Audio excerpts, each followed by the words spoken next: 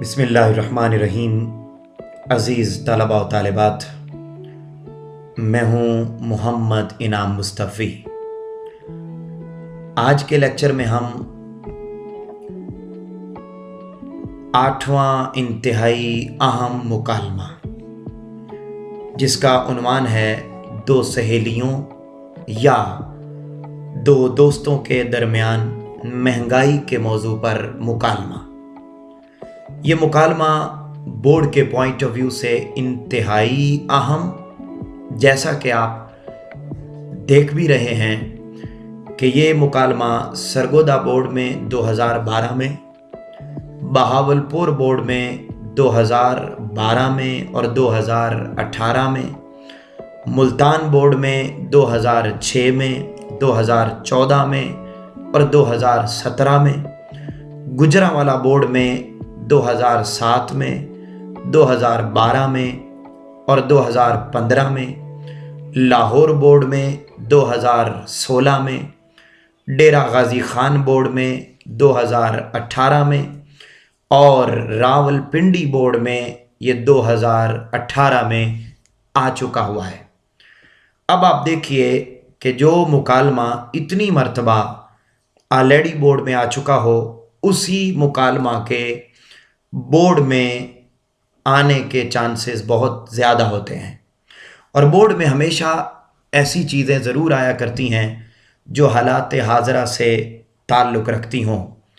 अगर हम आजकल के पाकिस्तान के हालात का भी जायज़ा लें तो ये बात बड़ी वाज़ेह है कि महंगाई आसमानों पर पहुंची हुई है और पाकिस्तान के माशरती मसाइल में से एक इंतहाई अहम मसला महंगाई चल रहा है। तो ऐसे इश्यूज़ पर जो मुकालमा जात होते हैं या मज़ामीन होते हैं या ख़ुतूत होते हैं, वो ज़रूर मुतल्लिका माशरती मसाइल के हवाले से ज़रूर आ जाया करते हैं। अज़ीज़ तलबा व तालिबात, वो स्टूडेंट्स जो मुकालमा के हवाले से मेरा लेक्चर पहली मर्तबा ले रहे हैं, वो मेरे इसी यूट्यूब चैनल इनाम मुस्तफ़वी को पहले नंबर पे तो सब्सक्राइब कर लीजिए, ताकि आपको इसी तरीक़ा के इंतहाई अहम लेक्चर्स मुयस्सर आते रहें। और दूसरे नंबर पर मैंने मुकालमा के हवाले से अपने इसी यूट्यूब चैनल की प्ले लिस्ट में आप जाएं तो वहाँ पर आपको फ़र्स्ट ईयर के लेक्चर्स मिलेंगे, जिनमें मैंने मुकालमा लिखने के उसूल व ज़वाबित के हवाले से एक लेक्चर दे रखा है। आप उस लेक्चर को भी ज़रूर सुनें ताकि आपको अंदाज़ा हो जाए कि मुकालमा लिखते वक्त किन किन बुनियादी उसूल व ज़वाबित को मद्देनज़र रखना ज़रूरी होता है। आइए बढ़ते हैं आज के मुकालमा की तरफ। ये मुकालमा आपको दो दोस्तों के दरमियान भी आ सकता है, दो सहेलियों के दरमियान भी आ सकता है। अगर दो सहेलियों के दरमियान मुकालमा आ जाए महंगाई पर, तो आपने डेफिनेटली गर्ल्स के नाम लिखने होंगे। दो दोस्तों के दरमियान आ जाए तो आप वहाँ पर बॉयज़ के नाम भी लिख सकते हैं, और दोस्त फीमेल भी आपस में हो सकती हैं और मेल भी आपस में हो सकते हैं। तो आप अपने अपने हिसाब से जो है वो किरदार लिख सकते हैं। अज़ीज़ तलबा व तालिबात, जब आपको ये मुकालमा आ जाए कि दो सहेलियों या दो दोस्तों के दरमियान महंगाई के मौजू पर मुकालमा लिखें, तो आप जो है वो कैसे लिखेंगे? सबसे पहले आपने डबल मार्जिन लाइन लगानी है। Double margin line right side पर आप लगाएंगे। दो तरफ मार्जिन लाइन आपने शीट पर नहीं लगानी। लगा के आपने मार्जिन लाइन के अंदर, मार्जिन लाइन के बाहर नहीं। बहुत सारे बच्चे ये गलती करते हैं, आपने ये गलती नहीं करनी। बाहर की तरफ नहीं बल्कि अंदर की तरफ आपने मार्कर के साथ हेडिंग लिखनी है किरदार, और आगे आपने राब्ता की अलामत लगानी है। ये जो दो जो है वो डॉट होते हैं ऊपर नीचे, इनको राब्ता की अलामत कहा जाता है। ये आपने अलामत लगाने के बाद दो किरदारों के नाम लिखने हैं। मुकालमा में दो ही किरदार हुआ करते हैं। मैंने जो नाम लिखे हैं यहाँ पर, एक नाम लिखा है तंजीला और एक नाम लिखा है सादिया। अब ये दो किरदार हैं, आपने भी इसी तरीके से ऊपर नीचे करके ये दो किरदारों के नाम लिखने हैं। उसके किरदार की हेडिंग اور یہ رابطہ کی علامت یہ تو آپ مارکر سے لگائیں گے، مارکر سے لکھیں گے، لیکن جو نام ہیں یہ آپ نے انک پین سے لکھنے ہیں۔ اس کے بعد آپ منظر کی ہیڈنگ دیں گے، اور منظر کی ہیڈنگ آپ نے دینی ہے مارکر سے، آگے آپ نے رابطہ کی علامت لگانی ہے، اور آگے آپ نے جو بریکٹ ہے یہ بھی آپ نے مارکر سے، بریکٹ مارکر سے لگانی ہے۔ اس کے اندر آپ نے انک پین سے لکھنا ہے اور منظر لکھنا ہے کہ یہ مکالمہ کہاں ہوا، کس ماحول میں ہوا، کس جگہ پر ہوا، منظر کیا تھا۔ منظر کا لکھنا انتہائی ضروری ہے۔ کیا منظر ہے؟ تنزیلہ اور سعدیہ دونوں سہیلیاں ہیں اور ایک ہی محلہ میں رہتی ہیں۔ تنزیلہ سعدیہ سے ملنے کے لیے اس کے گھر آتی ہے اور دونوں میں سلسلہ کلام کا آغاز ہوتا ہے۔ اب آپ دیکھیے یہ منظر نامہ ہے کہ یہ دونوں سہیلیاں ہیں، ایک ہی محلے میں رہتی ہیں۔ تنزیلہ سعدیہ سے ملنے کے لیے اس کے گھر آتی ہے اور دونوں کے درمیان گفتگو شروع ہو جاتی ہے۔ تنزیلہ آتی ہے اور آ کر کہتی ہے السلام علیکم۔ اب آپ نے یہ جو کرداروں کے نام ہیں تنزیلہ، سعدیہ، جتنی بار بھی یہ نام آئیں گے آپ نے کیا کرنا ہے؟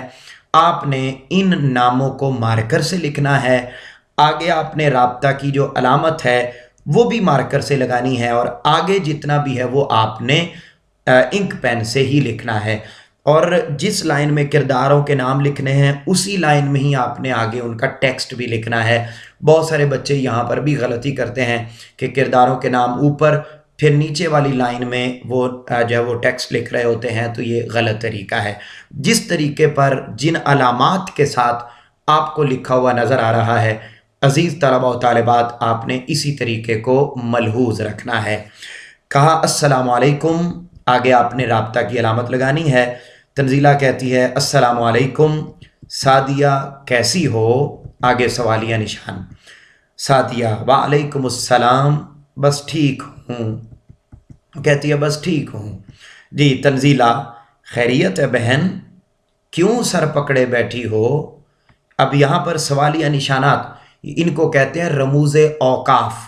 یہ جو سوالیہ نشان، فل سٹاپ، ندائیہ کی علامت، رابطہ کی علامت، جہاں جہاں پر یہ علامات آئیں آپ نے ان کا استعمال ضرور کرنا ہے۔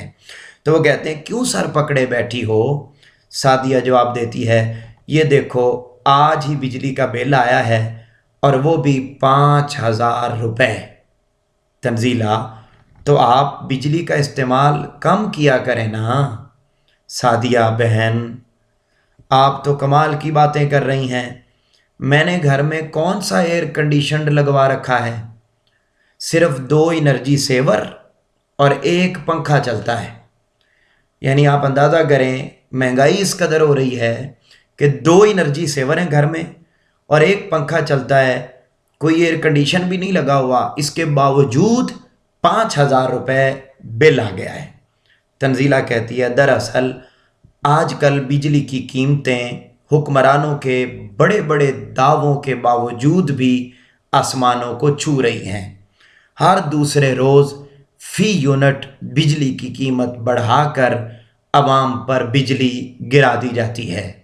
یعنی الیکشنوں سے پہلے تو بڑے بڑے دعوے کیے گئے کہ ہم 6 ماہ میں قوم کو تبدیلی دے دیں گے، قوم کے حالات بدل دیں گے، سب کچھ کر دیں گے، لیکن مہنگائی اس قدر بڑھ گئی کہ ہر دوسرے روز فی یونٹ بجلی کی قیمت بڑھا کر عوام پر بجلی گرا دی جاتی ہے۔ تو سعدیہ کہتی ہے ابھی تو صرف بجلی کا بل آیا ہے، اس کے بعد سوئی گیس کا بل اور پھر ٹیلی فون کا بل، بلوں کی بھرمار ہے۔ شاید اسی لیے انور مسعود نے کہا تھا جو چوٹ بھی لگی ہے وہ پہلی سے بڑھ کے تھی، ہر ضرب کربناک پہ میں تل ملا اٹھا، پانی کا، سوئی گیس کا، بجلی کا، فون کا، بل اتنے مل گئے کہ میں بل بلا اٹھا۔ تنزیلہ واہ بھائی سخن شناس ہو گئی ہو ہیں، یعنی بڑی شاعری کرنے لگ گئی ہو، شعر و شاعری بڑی اچھی کرنے لگ گئی ہو۔ یہ آپ نے واہ بھائی اس طرح لکھ کے آگے رابطہ کی علامت لگانی ہے۔ سخن شناس ہو گئی ہو سعدیہ بہن، بے بسی، ظلم اور نا انصافی انسان کو زبان دے دیتے ہیں۔ آج مہنگائی جیتے جی گلا گھونٹ رہی ہے۔ سعدیہ اس کو بتا رہی ہے کہ یہ جو میں شاعر بن گئی ہوں، تو یہ شاعر یا یہ جو میں شاعری سنانے والی بن گئی ہوں، یہ ایسے نہیں ہے۔ یہ بے بسی، ظلم، ناانصافی یہ جو ہو رہی ہے ملک کے اندر، یہ جو ظلم ہو رہا ہے، تو بندہ جب یہ ہوتا ہے تو پھر بندے کو زبان آ ہی جاتی ہے۔ مہنگائی جیتے جی گلا گھونٹ رہی ہے۔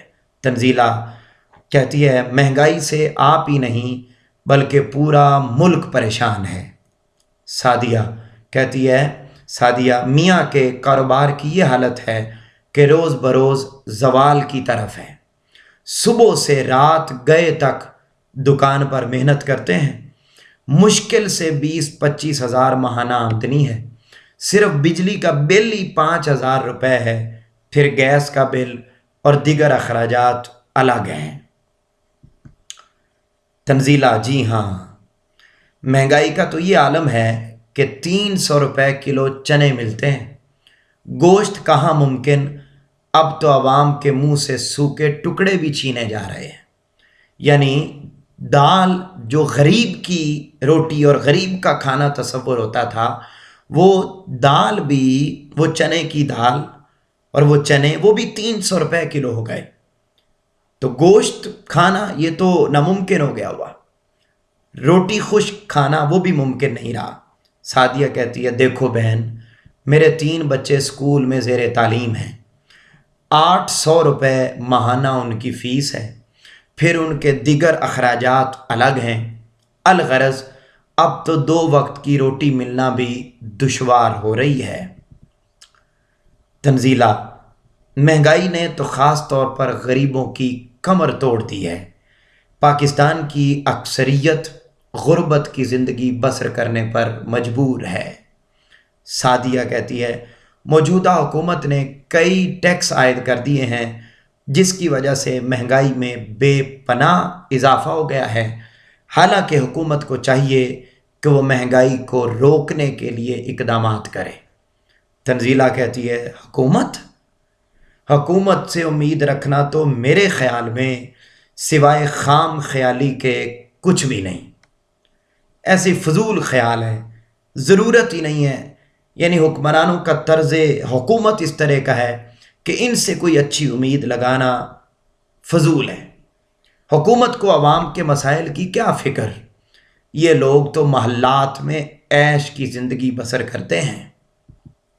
سعدیہ حکمرانوں کے متعلق اسی لیے شاعر نے کیا خوب کہا ہے کہ عجب رسم چلی ہے چارہ گھروں کی بستی میں، لگا کے زخم نمک سے مساج کرتے ہیں، غریب شہر ترستا ہے ایک نوالے کو، امیر شہر کے کتے بھی راج کرتے ہیں۔ یعنی اب یہ حکمرانوں کے انداز یہ ہیں، ان کو کیا فکر، ان کے تو کتے بھی راج کرتے ہیں۔ تنزیلہ کہتی ہے دراصل منافع خوروں، ذخیرہ اندوزوں کی وجہ سے بھی مہنگائی میں اضافہ ہوا ہے۔ یہ لوگ من مانی کرتے ہوئے چیزیں مہنگی قیمت فروخت کرتے ہیں۔ سعدیہ کہتی ہے میں تو ہر وقت پریشان رہتی ہوں، کیا خبر یہ مہنگائی کا سیلاب ہمیں کہاں پہنچا کر دم لے گا۔